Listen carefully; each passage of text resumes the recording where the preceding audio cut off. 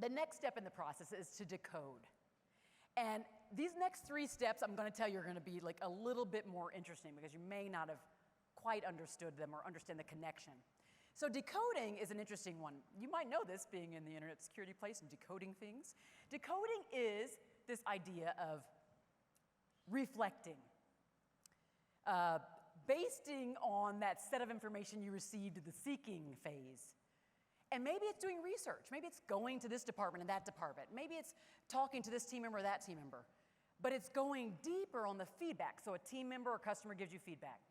And what we want to do, tell me if you're this person. You get the feedback, you're like, oh shoot. And you just want to go like run and do the thing. They asked you for it, oh my gosh, we got to go do the thing. No, because when you do the thing, when you take the action before you decode, you actually lose an opportunity to share with them how important they are, how much respect you hold for them, because it's that reflection time. So let me just show you how this is going to play out. I'm going to take you through an example. So there's a client who complained to us, to an organization I worked with. I went to meet with them. They told me all the things we hadn't been doing right. Of course, I took it all in. I wasn't going to argue with them. It was right, probably. Came back. I said, here's what I said to them. Can you give me a week to kind of look and see what we can do, what's happening? I then went in the organization, met with multiple different departments, got information, got some spreadsheets, did whatever I needed to do. And I realized that customer was right, and actually more right than they thought. So I went back to that customer, and this will be like that next step, and I told them about that. But the decoding is so important because when I go back to tell them what I did for them, just think about that. You give somebody feedback. Mostly, you see action and you're like, okay, was that act? I'm assuming that action was because I gave you feedback. I'm not positive. But if someone decodes and then does action and tells us about it and what they did for me, now it says, I have a level of importance. Who wants to leave an organization that makes them have a level of importance? You saw all those emotions up there about how you feel when you feel listened to. That is magnetic. So as we're thinking about how we keep our best people, how we keep our best customers, how we engage and make sure that people, our stakeholders, whether they're not in that group's partners, feel valued in our presence, this is how we do it. We want to make sure that we decode. And when we think about that merger early on, that I told you about the merger story, they weren't listening. They weren't decoding. They weren't seeking to understand. They weren't doing any of that because they were focused on monthly recurring revenue. They were doing all these other things that were obviously you need to do for the business, but they were forgetting that there was all this other fear that was bubbling up, all these other things that were happening, and they lost a lot of their best people as a result in that merger. So that's a huge one. So decoding, again, what you want to do is just go back from how do I do this?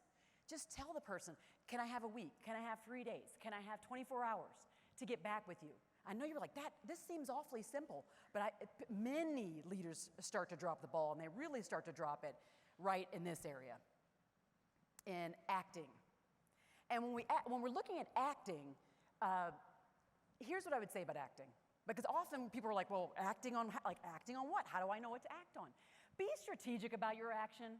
When you go decode and you do all that research and you find out the customer was right and you know all the things, maybe the action you take is actually an action your organization or your team or you as a leader already planned to take. You hadn't revealed it yet, but since they know now that, because you're going to go back to them and tell them, that you did all this research, the action it's more pointed on their behalf. They now say, oh, even though it's kind of already aligned with action you had maybe in mind or it was something on your radar, or maybe not. Sometimes they uncover things that you had no clue about. Customers, employees, again, any stakeholder at work. And now, again, that blind spot's not gone because you're taking them through that process, right? This 4-step process. But action does not mean you have to act on everything.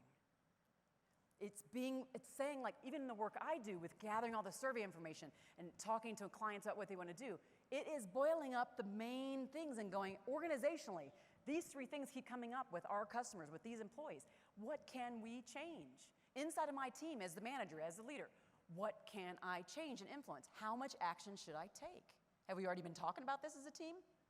So the action step is interesting. So, okay, before we go to the last step, though, I want to ask you this. What was the first step again? So the first step of the listening process is to, scream this out loud, recognize the unsaid.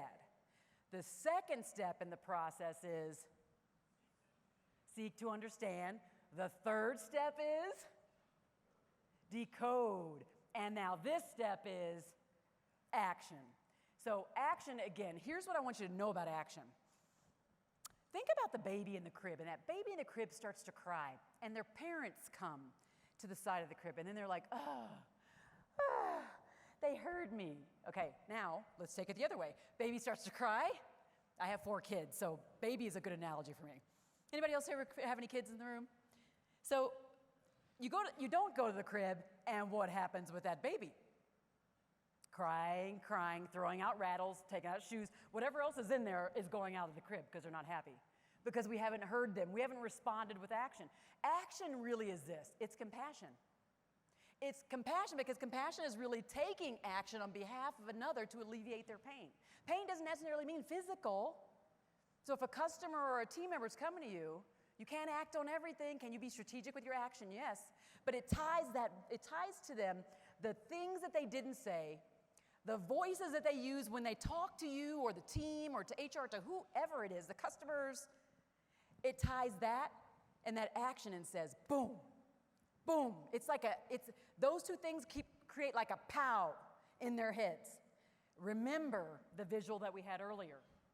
When someone listens to you, understood, valued, respected, happy. There's all these other words that were up there.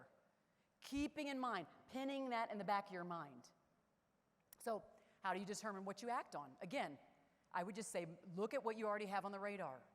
Also, look at how many times you've received that piece of feedback. Feedback is a gift to both sides. It's a feedback to you because your business gets better. And it's a feedback to them because if you receive it and you do something about it, now it's like, oh shoot, you just imparted a level of importance on me because you did something. Thinking about the client again, going back to that client.